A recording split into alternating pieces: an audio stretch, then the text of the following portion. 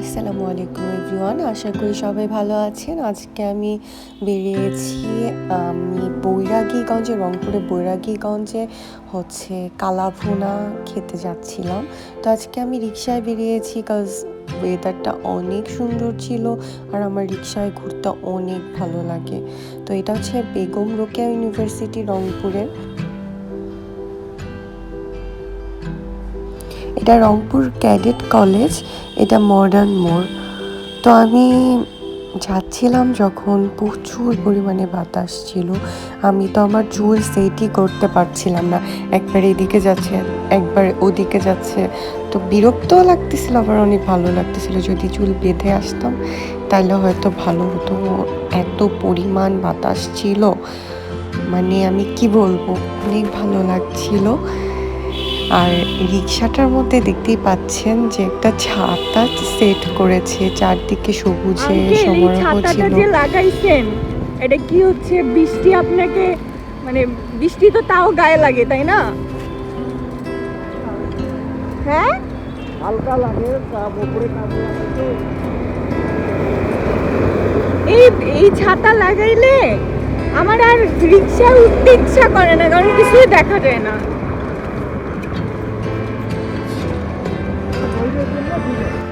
রিক্সাওয়ালা মামার সাথে কথা বলে বুঝলাম যে এই ছাতাটা শুধু রোদের জন্যই, মানে আর কি রোদ থেকে প্রোটেক্ট করার জন্যই উনি ইউজ করতেছে, এছাড়া আর কিছুই না। ফাইনালি আমি চলেই আসলাম বৈরাগীগঞ্জে, সেই কালাভুনার ফেমাস জায়গায়। তো আমি ফার্স্ট অফ অল জিজ্ঞেস করলাম রিক্সাওয়ালা মামাকে যে কোনটা ভালো হবে। আমি সবসময় আসলে ওই পারে ভাই ভাই হোটেলে খেতাম, কিন্তু এখন নতুন রেস্টুরেন্ট এপাশে করেছে, যেটা হচ্ছে আম্মাজান নামের একটা ছিল। এটাতে ফার্স্টে আমি ঢুকেছি, তো ঢোকার পর দেখলাম যে মানে কালাভুনাটা লাইক কেমন জানি শুকনা শুকনা, আমার কাছে ভালো লাগেনি। তো আমি এখনও কনফিউজ যে আমি রাস্তার ওই পারে যাব নাকি এই পারে রেস্টুরেন্টেই খাবো, এখনও বুঝতেছি না, অনেক কনফিউশনে ভুগতেছে। আম্মুকে বললাম যে কি করব।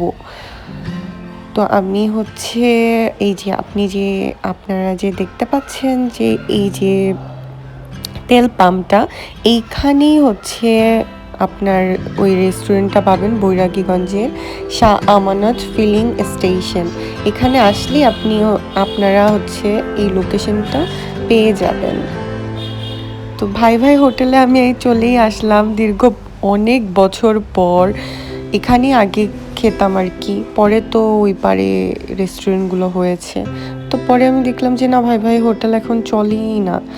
তো ফাইনালি আমি ডিসিশন নিয়ে নিছি নিরিবিলিতেই খাবো, কজ এটাতেই সব থেকে বেশি ভিড় দেখলাম।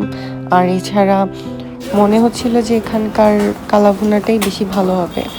এখানে পরাটা থেকে স্টার্ট করে, এটা হাঁসের মাংস, এটা গরুর কালো ভুনা, এটা লাল ভুনা। আর এটা চিংড়ি, গচি, তারপর হচ্ছে আপনার মোয়া মাছ, পুঁটি মাছ, পটল ভাজি, মুরগি, কোয়েল পাখি, মুরগি, হাঁস, লাউ সবজি, বাদাম ভর্তা।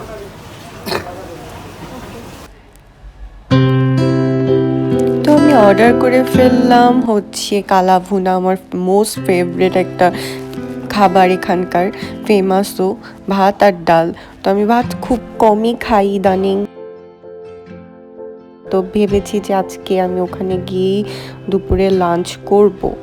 তো অনেক কম খাই আমি, দেখতেই পাচ্ছেন। খুব মজার ছিল, অনেক বেশি, মানে কালাভুনাটা ভালো ছিল আর কি। আমি 10/10 দিব। সো যারা খেতে চান তারা অবশ্যই নিরিবিলি রেস্টুরেন্টে খেতে পারেন। আপনার হচ্ছে পার প্লেট কালাভুনার ছিল 150 টাকা,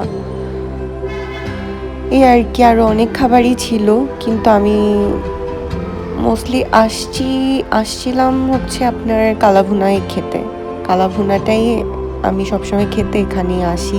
আর পাশে একটু সুন্দর একটা পুকুর পেয়েছিলাম, সেখানে একটু পিকচার তুললাম। তারপর আমি এখানে আসলে অবশ্যই পান খাওয়াবই। পান খাওয়া হয় না, কিন্তু এখানে আসলে আমি, মানে এখানে অনেক টাইপের জর্দা ছিল মিষ্টি। তো এগুলো দিয়ে পান অলওয়েজ খাওয়া হয় এখানে আসলে। তো আমি দূর থেকে দেখছিলাম একটা ছাগলকে, তো ভাবলাম যে আমি একে পাতা খাওয়াবো, কিন্তু ও আমাকে দেখে ভেগে যায়, জানি না কেন। পরে একটু আদর করে দিয়েছি। চারিদিকে সবুজ ধান ক্ষেত, অনেক ভালো লাগছিল। তো এটা হচ্ছে বধ্যভূমি, 1971 সালে গণকবর দেওয়া হয়েছিল। সো আজকের জন্য এতটুকু, সবাই ভালো থাকবেন, আসসালামু আলাইকুম।